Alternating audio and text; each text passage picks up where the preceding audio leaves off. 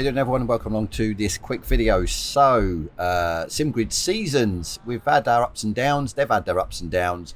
This is just sort of a quickish video, just to sort of go through a few things that I found out. And yeah, that obviously, well, by the looks of it, the servers are back up. I've just literally completed a race. I would have completed 2 races, but like an idiot, I picked the wrong car for the first race. I picked the original Lambo Evo. Not the Evo 2, so that didn't end well at Zolder, even though I love Zolder, but hey-ho, it is what it is. So I've just finished a Hungaro 12-minute, come second, so yeah, happy days with that. Everything looks like it's sort of going ahead. I did, or was approached by a partner of SimGrid, Steve Worrell. He emailed me a few days ago, just to basically let him know my thoughts on the whole sort of idea, or the whole sort of seasons in general. So obviously this was my opportunity to ask a few questions as well, and also obviously give my feedback on it. I did sort of mention why it wasn't, say, advertised or yeah, put out there for a lot of us, because again, if you watch my original video on SimGrid seasons, when it sort of come out, or when I realized about it or found out about it, it was actually another YouTuber that I watched his video about it, and then sort of it snowballed from there, because then when I done a stream, I had obviously my subscribers come on, asked him what it is. Obviously links were in the description and everything else. So that's, yeah, pretty much, I think it was to do with, I think he said basically because of the bugs, ironing it out, it's sort of ground to a halt to try and obviously advertise it. In theory, I think it's about traffic. They did, or were having issues with traffic. I don't think they realised just the sheer amount of people that come across and wanted to give it a go. So obviously, again, like I said, the snowball effect from one person finding out about it, that say is a YouTuber, a content creator, then that's going to snowball because it's out there for the masses. Then obviously other YouTubers like myself get hold of it, then we sort of spread it far and wide. So that's sort of, I think, really the reason why, yeah, they didn't sort of advertise it as such, which is, to be fair, is a good reason. They didn't really want to add to the traffic that was coming in because the servers couldn't cope. But yeah, I've been on their Discord. I've been sort of perusing their Discord to do with this. They keep adding stuff every day. I did also ask Steve what the, or whether they were going to bring a sort of incident report, or how sort of points work deducted or whatever for incidents. Obviously LFM is based on, if there's an incident you feel that it's obviously not your fault, you are, say, intentionally taken out or dive bombed or whatever, you go through the incident report where you get, I think it's certain angles, obviously, yeah, you have to save the replay of the race first, then go through, clip out your sort of different angles, then from their perspective as well as the incident. I think you've then got to write who they were, so on and so forth. Then it goes to the stewards, and it's pretty much done within possibly a day, I'd like to say. I mean, I haven't been on LFM for a while, so, but that's pretty good. And then obviously they deduct points from them. I'm not sure, obviously, because of the safety rating aspect of it, with LFM, the sort of ELO and the safety rating, even if you're in a collision, like we know with ACC, it's not your fault, you lose safety. So I think they sort of repair that, they give you that back, and obviously deduct it from the person who's at fault, but they don't say you'll never sort of get your places back or your points or whatever, say if you weren't, say, took out or had extensive damage at the start of the race. But it is what it is. It's a nice way to do it, and it looks like now that SimGrid seasons through their Discord have a incident report. I haven't actually had a look at it in detail, because I haven't actually needed to do an incident. I'm actually pondering the idea of doing one, because like I said, the race I've just finished, I did get sort of back-ended, shunted into T1, but racing incident and stuff like that. But yeah, maybe I'll do a follow-up video of the sort of ins and outs of that, how you sort of put it through, what's the process, how long it takes. From that, I did ask about the BOP. That was a biggie as well. I asked about the BOP, whether they'll be using LFM BOP, and they did so. Steve did say that Coach Dave wants to basically do their own BOP solely for console, which I think is a cracking idea, because obviously me being obviously blessed with PC and console. I can race on both platforms. Yes, the games are, or the ACC is very close on PC to console or vice versa, but I still feel they're not apples for apples. I've been on PC, say, recently compared to console recently, and I feel that the way PC handles it feels like you've got more grip.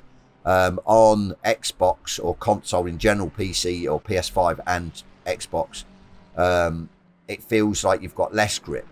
So, and the times, for what I've seen and what I've done, there's a couple of tenths difference between Xbox and PC or console and PC.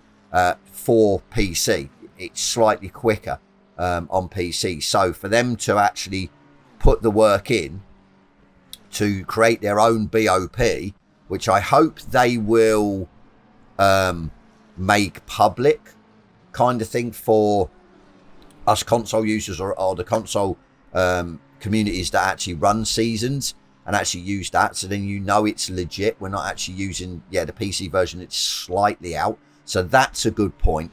As I said, it looks like the servers are running correctly. I think they've sort of reined back in the longer races for now. I think they're putting them on sort of in the evenings of what I've seen. There isn't as many. I think that's to just help with load on the servers and traffic. They did say that there is a good few bug reports have been put in that they're working on. As I said, one little tip that I did see a few days ago, obviously we did do the stream and we tried to get into 3 races, the 12-minute races, and we couldn't get into one of them because it wasn't giving us the server details or password. Now, what I've seen and what they've said in Discord when that happened is, if you search SimGrid in your search box, make sure crossplay is on. It will bring up the servers, because it looks like the servers were launching. It was just the details weren't coming across to us. But they're saying that the server that's there for you, it will say, I think it's a number, then it will say SimGrid season. So the number of what's the relevant server is also the password. Now, obviously, I don't mind sort of discussing this, saying this, because when you sign up, it puts your obviously name on the server list. You can't join if you're not on the server list, or you can't join, as I found out, with the wrong car. So yeah, that's another way. If it's still sort of happening for you, it's a matter of searching SimGrid seasons, or just SimGrid, as I found, and look for the server that's relevant to your track, the 12-minute or the 45 or whatever race you're doing. It will say numbers, then it will say SimGrid seasons. The numbers will then be also the password.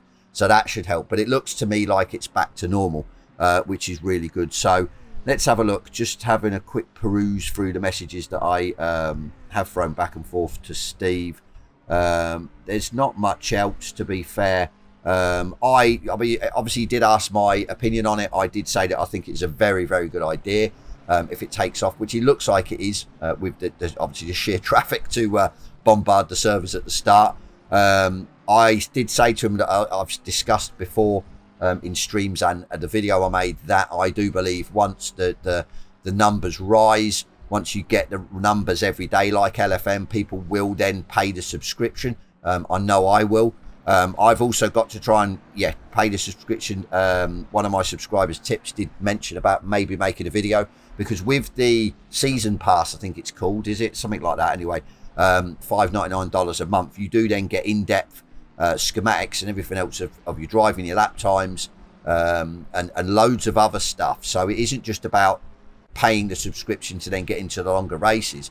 So yeah, I'm going to hopefully in the next maybe week or this week try and pay the subscription, get on it, do a few races, maybe 5 races, short races, and then have a look at the sort of stats and bits and pieces that you get with the paid subscription. So that'll be good, just to give you guys a sort of heads up whether you want to do that or not. I think it will be worth it. As I said, it's all hinges on numbers, and the numbers for the longer races. As nice as the 12-minute races are, again, I'd prefer the longer races, so that's good. I know they were, I think there's a sort of sorry, I'm not sure if it's still going, obviously when they had the issues with the servers, a sort of free pass for one of the longer races, the 45-minute, so you didn't have to have the season pass or pay for it. I'm not sure if that's still going and it's one a day. I don't know, you'd have to have a look. But I strongly suggest, if you're not on Discord, joining the Discord, their Discord, for obviously up-to-date information, things that's going on, obviously for the incident reports as well, because I don't think you could do it through their website. And yeah, have a go. If you don't know what it is, definitely jump in. It's for PS5 and Xbox Series X and S on ACC, because obviously we are cross-play. It's, if you've been LFM, if you're on PC or you know LFM, it's a kind of LFM style where there's races, multiple races throughout the day that you can just jump in and drive, get your ratings up and stuff like that. Grids are random, or not random, grids are set by your rating. So obviously if you go in the server and you've got the highest rating, you will start first. Obviously if you haven't, you'll start then relevant to, I mean, you've got a number board, it will say, and it will say your number, and you'll know then you'll be starting there. So especially for the quick races with no qualifying, obviously the races with qualifying, it goes without saying you're going to be qualifying for them. So, but yeah, that's it really, as I found out. Obviously I'm going to try and get a stream sometime. I don't know when this video will go live, but yeah, I'm going to have to do a few races. As I said, maybe do it once I've paid a subscription as well, just to see what the bits and pieces that you get. But yeah, just a sort of well 11-minute now video on what I found out. Like I said, it was nice for Steve to reach out to me via email, so I could sort of then ask him sort of questions and get a good answer straight away, which is really nice. But yeah, go and check it out. I think it's such a great idea. Let them iron out the little teething issues and bugs and everything else, and then I think it's going to be absolutely cracking. So I'm enjoying it when I get in time to get on it. So yeah, definitely jump over, give it a go, and let me know what you think. But as always, I'm going to go, and yeah, I'll catch you on the next one.